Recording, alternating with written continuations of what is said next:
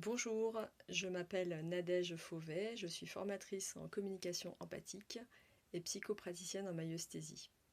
Aujourd'hui, j'avais envie de vous partager 3 clés pour vivre plus sereinement vos problèmes, vos difficultés relationnelles ou vos conflits au travail.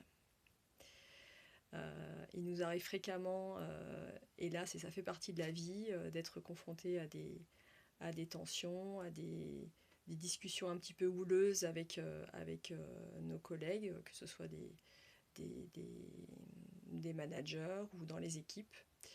Et souvent on se trouve finalement assez démunis pour y faire face, parce qu'on voit que ça nous affecte, ça peut nous affecter en tout cas, et on ne sait pas forcément comment faire pour réagir et pour gérer ce type de situation et d'inconfort. Alors, je souhaite prendre pour exemple la situation suivante. Imaginons que vous soyez en réunion et que vous fassiez une présentation sur un projet auquel vous tenez beaucoup et sur lequel vous avez vraiment travaillé d'arrache-pied. Vous faites votre présentation de manière très professionnelle et impactante. Et puis une fois la présentation terminée, finalement, autour de la table, se trouve un ou une collègue qui vous dit ah ouais, d'accord, tout ça pour ça. Voilà.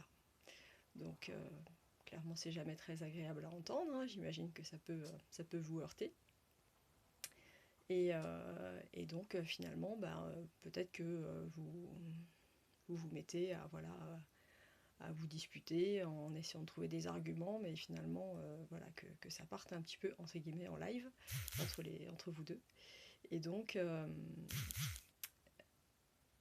c'est voilà, comment faire finalement pour gérer cette situation, ou peut-être que ça jette un froid dans le groupe, et vous ne savez pas forcément comment faire pour réagir et pour régler la difficulté que vous pouvez rencontrer. Alors la première clé, c'est tout d'abord de se dire que je ne suis pas l'autre.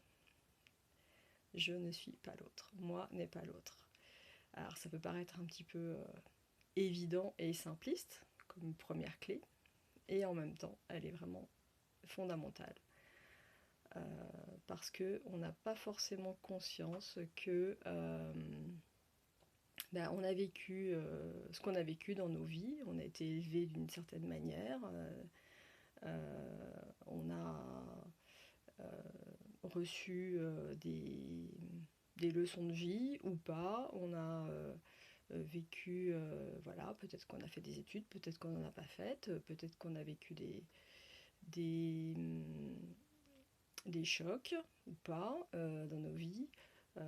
Voilà, on a reçu des croyances spécifiques de nos proches, pas forcément religieux hein, d'ailleurs, hein, et du coup ça fait de nous quelqu'un qui est unique, voilà, avec sa propre vision des choses, avec sa propre vision de la vie, et en fait l'autre n'a pas du tout la même vision des choses que nous. Elles ne sont pas forcément fondamentalement opposées, mais en tout cas, lui, il a ses propres croyances, il a son propre vécu, ses propres expériences, etc. Et déjà, le fait de se dire que chaque être est unique et complètement avec ses propres filtres et ses propres lunettes sur la vie et sur la situation, déjà, ça va permettre de faire un petit peu un petit pas de recul en fait, pour se dire que si voilà, s'il a réagi comme ça, c'est qu'il y a forcément une explication sur le fait qu'il réagisse comme ça, et son comportement il est sûrement lié à, voilà, à quelque chose qui lui semble assez évident pour lui, alors que pour nous absolument pas. Donc en fait ça, voilà, ça, cette première vision des choses, elle est vraiment importante, parce que je pense que du coup, on commence à percevoir l'autre comme une personne voilà, qui a vécu ce qu'elle a vécu, et non plus comme un sombre abruti, ou comme, voilà, ou comme un ennemi, ou comme quelqu'un qui est là pour nous empêcher de tourner en rond, ou que sais-je. Ça, c'est la première clé. La seconde, elle est, de finalement se poser et se poser les questions, finalement, de se dire comment j'ai vécu la situation.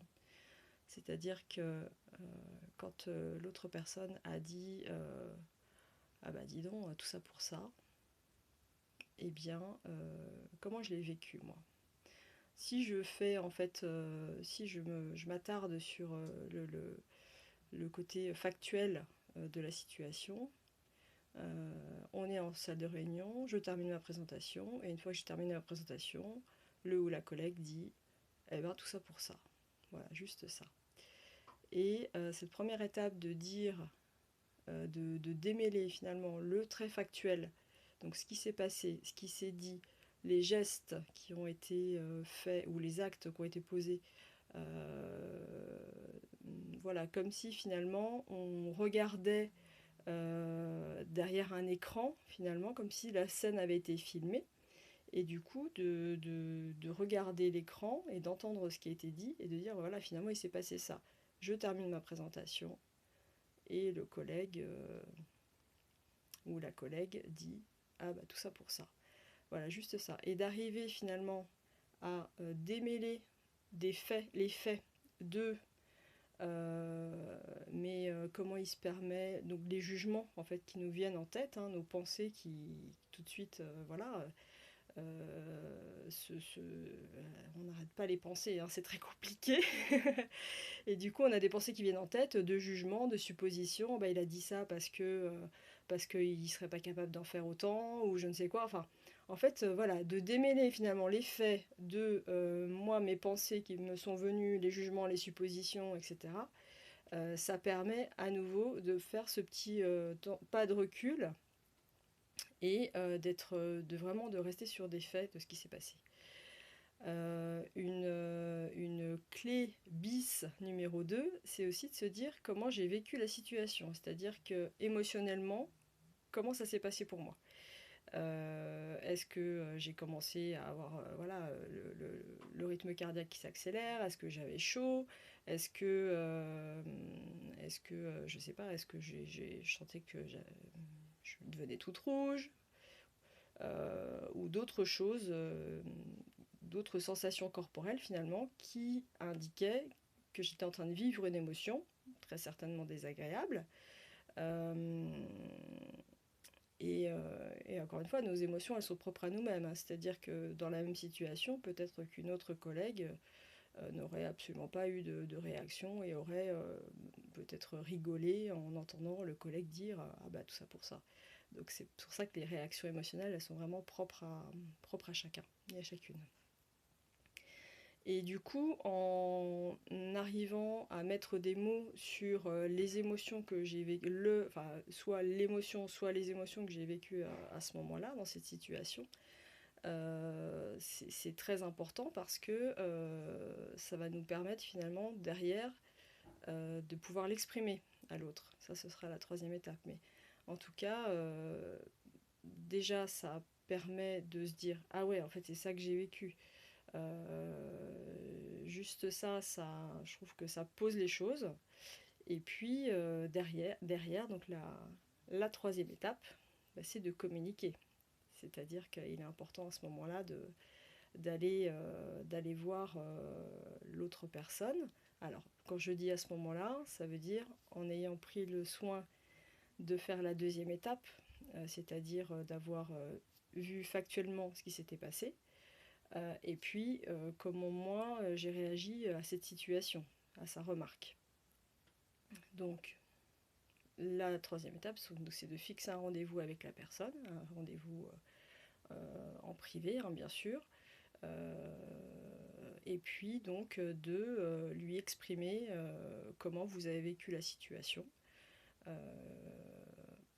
en parlant toujours de son point de vue. Et en fait, quand on parle de son point de vue, finalement, on n'est pas en train de faire des reproches à l'autre, on est en train de dire comment nous on l'a vécu. Et manifestement, on ne l'a pas vécu très bien. Donc c'est d'autant plus important de l'exprimer. en lui disant, bah, à la fin de ta présentation, quand tu as dit ah ben tout ça pour ça, et ben moi je me suis sentie complètement stupéfaite déjà, et puis ensuite très en colère, parce que j'ai passé énormément de temps sur ce projet, j'ai passé beaucoup d'énergie, voilà, et ma présentation était le reflet de tout ça. Et en fait, en entendant ça, bah, ça m'a vraiment démoralisée, parce que j'avais besoin de plus de soutien finalement. Et oui, principalement du soutien.